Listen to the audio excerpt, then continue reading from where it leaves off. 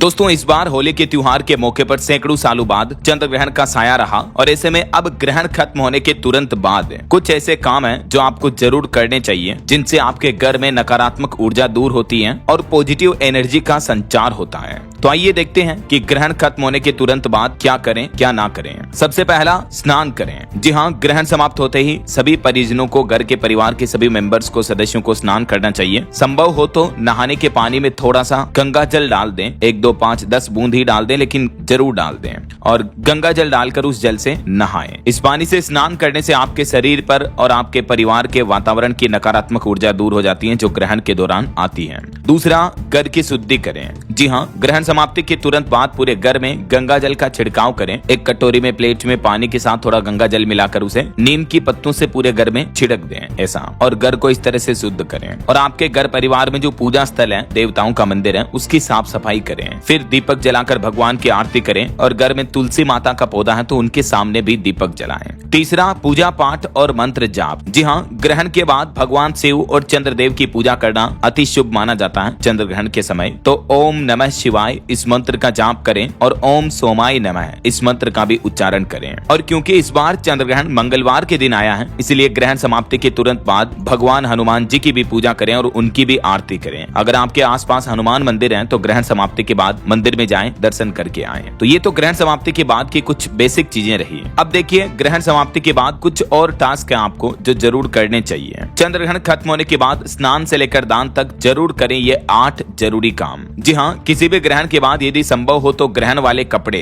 किसी जरूरतमंद व्यक्ति को दान कर देने चाहिए। अगर ऐसा ना कर सके तो कपड़ों को धुलने के बाद ही पहने, या आपके घर में कुछ नए कपड़े पड़े हैं तो ग्रहण के बाद एक ड्रेस, एक पहनने का कपड़ा अवश्य किसी गरीब जरूरतमंद को दान कर दें। और ग्रहण समाप्ति के बाद यदि संभव हो आपके आसपास कोई पवित्र नदी है, सरोवर, तालाब है तो वहां पर नहा सकते हैं। बाकी नहीं है तो कोई दिक्कत नहीं, आप घर पर ही पानी में गंगा जल डाल करके स्नान कर सकते हैं। और हिंदू मान्यताओं के मुताबिक चंद्र ग्रहण और उसका सूतक काल समाप्त होते ही व्यक्ति को तन मन से पवित्र होना चाहिए और उसके बाद अपने घर की पूजा स्थल की और पूरे घर की साफ सफाई करनी चाहिए। माताओं बहनों को पूरे घर में गंगा जल का छिड़काव करें। ऐसा करने से नकारात्मक ऊर्जा दूर होती है। और घर के किचन को भी साफ करें, जहां आपके खाना बनता है। महिलाएं, माताएं, बहनें जो खाना बनाती हैं उस किचन एरिया को भी साफ अवश्य करें। और चंद्र ग्रहण की समाप्ति के बाद ताजा भोजन बनाएं और उसे खाएं। यदि आपने ग्रहण से पहले ही बनाए हुए भोजन में तुलसी का पत्ता डाल रखा है तो आप उसे सेवन कर सकते हैं, अन्यथा उसे ग्रहण ना करें। और अगर पहले से ही तुलसी का पत्ता डाल रखा है तो ग्रहण खत्म होने के बाद उस तुलसी के पत्ते का क्या करें? तो उस तुलसी के पत्ते को बाहर निकाल कर फेंके नहीं, बल्कि ऐसी भी मान्यता कि आप जिस भोजन में, जिस पानी में, खाने पीने की चीजों में तुलसी का पत्ता डाले हो तो तुलसी के पत्ते को भी भोजन के साथ ही खा सकते हैं, क्योंकि ये एक आयुर्वेद के हिसाब से भी शरीर के लिए लाभदायक माना जाता है और एक रक्षा कवच की तरह भी माना जाता है। तुलसी का ग्रहण करने से आपके शरीर में नकारात्मक ऊर्जा दूर हो जाती है। और कुछ दान धर्म अवश्य करें, जैसे चावल, दूध, चीनी, मिठाई, आटा, कपड़ा, सफेद चीजों का दान करना ज्यादा शुभ माना जाता है, क्योंकि चंद्र ग्रहण चांद की सफेद रोशनी से जुड़ा होता है। यही वजह है कि चंद्र ग्रहण की समाप्ति के बाद शुद्धता जरूरी है और इसके साथ दान धर्म भी जरूरी है। चंद्र ग्रहण की समापन अवधि जो आज शाम को 6:47 तक रही है। चंद्र ग्रहण के दौरान देश भर के मंदिरों में कपाट बंद रहे। शाम 7 बजे बाद मंदिरों के कपाट खोले जाएंगे। उज्जैन के महाकालेश्वर मंदिर में होली उत्सव भी मनाया गया।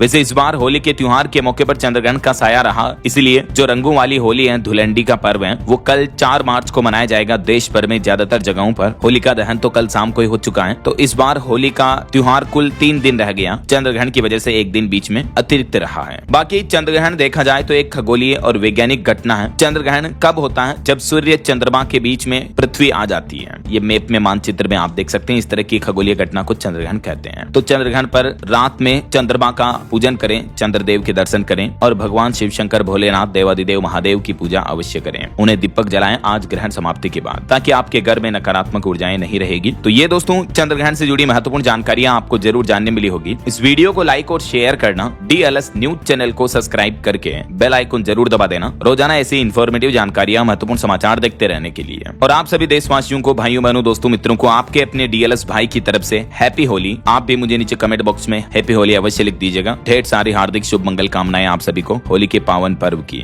होली के रंगों की तरह आपके जीवन में हमेशा खुशियों के रंग छाए रहे। ओके, ख्याल रखिएगा अपने आप का, अपने परिवार का। मिलेंगे अगले नेक्स्ट अपडेट में। तब तक के लिए जय हिंद, जय भारत, वंदे मातरम।